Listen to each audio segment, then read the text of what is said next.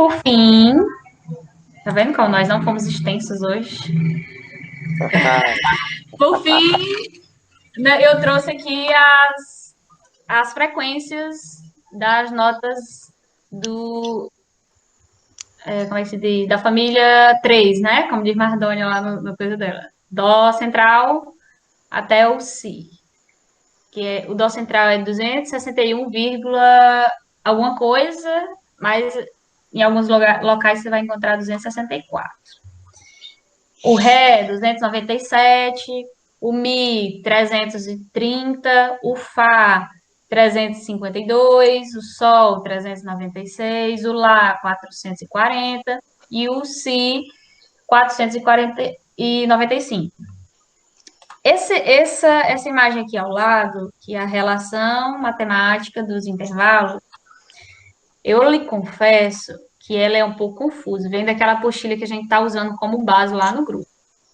Aqui ele diz o seguinte: anota lá, acima do Dó central, que esse Lázinho aí, 440, tem uma frequência normal de 440 ciclos por segundo, ou hertz.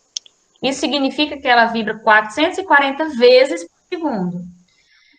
Lá, uma oitava acima, vai ter uma frequência de 880 Hz, que é como se a gente pegasse aquela corda do monocorde e dividisse ao meio, certo? Se a corda vibrasse em Lá, dividindo ao meio, ela iria vibrar num Lá oitavado, e o resto dela seria o dobro do que o primeiro Lá teve.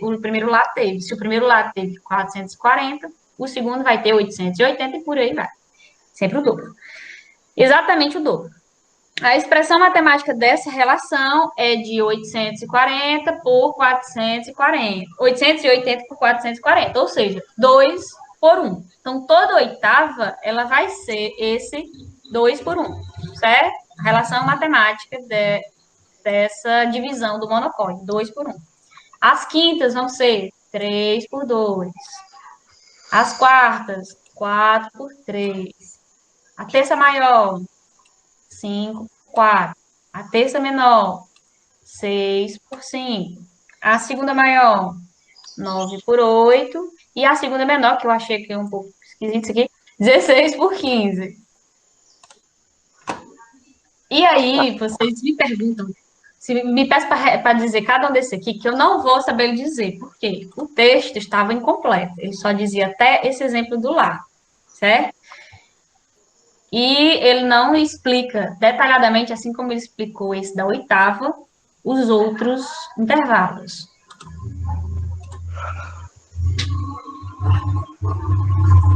É porque o da oitava é fácil de entender mesmo, comparado aos outros. Você pega o 1, né, que é o valor, a corda sem tensões, e divide ela ao meio. Então, do 1 você pega a metade. Pronto. 2 por 1. Perfeito. Agora, por exemplo, o 3 por 2, você imagina a corda vibrando em 3 e ela vibrando em 2. É uma relação parecida com essa, Nádia. Pode ser, como se a corda já tivesse dividida em 2 e você agora fosse dividir ela em 3. Em 3. Esses dois sons, eles guardam essa relação de quinta. É exatamente isso, é visual como está aí. Então, eu não entendi, foi esse do 16, 15. Problema nenhum. Você bota para vibrar em 16 e bota para vibrar em 15. É a relação de segunda menor. Ela é bem curtinha a diferença. Entendi. São sons que quase brigam aí. Então, o maior também, tá bem parecido aqui. A diferença é só de 1 para 1, né?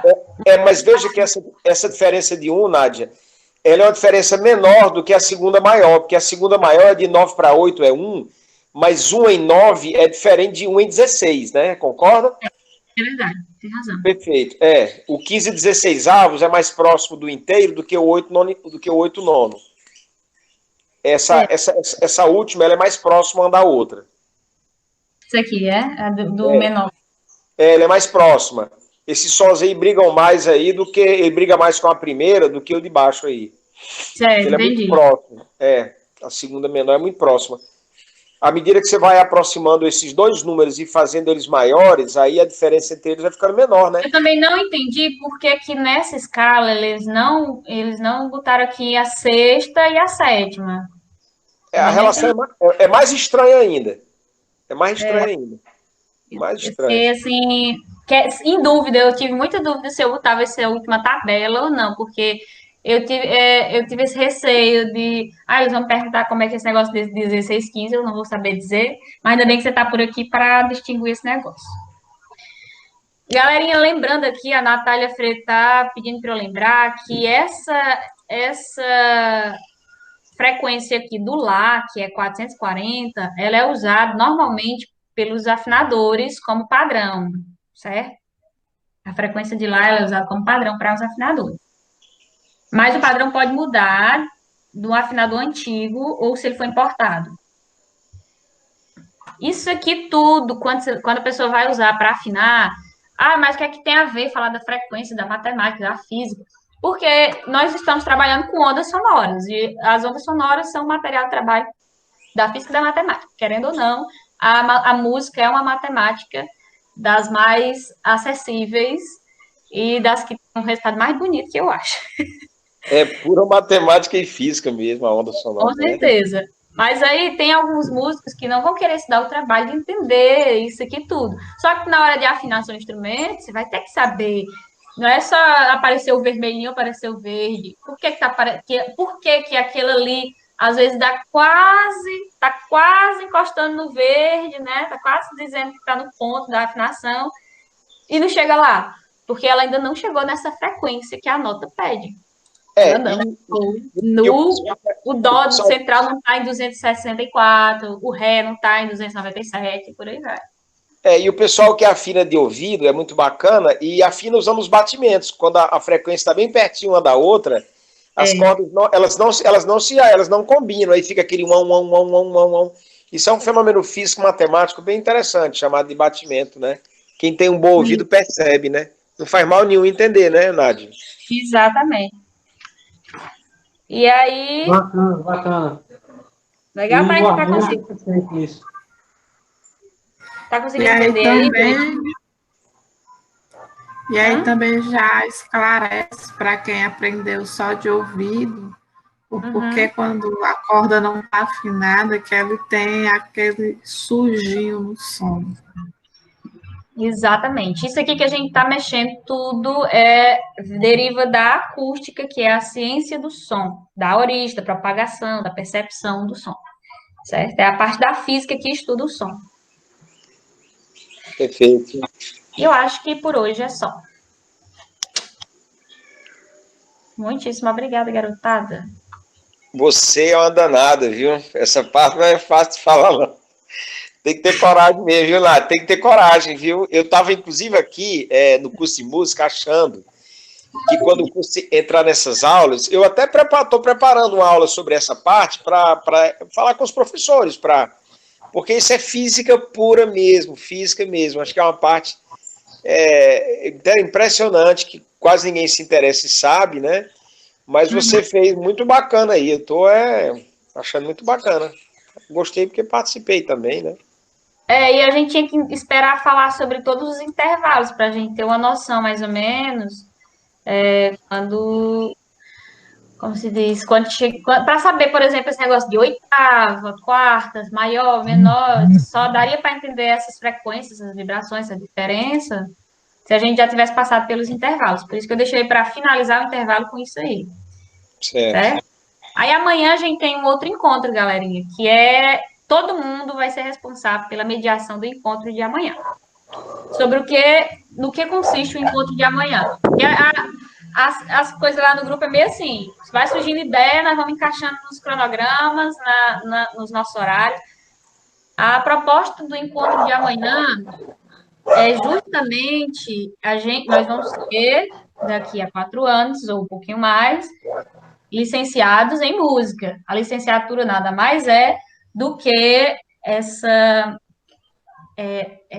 habilitação para lecionar. E especificamente em música.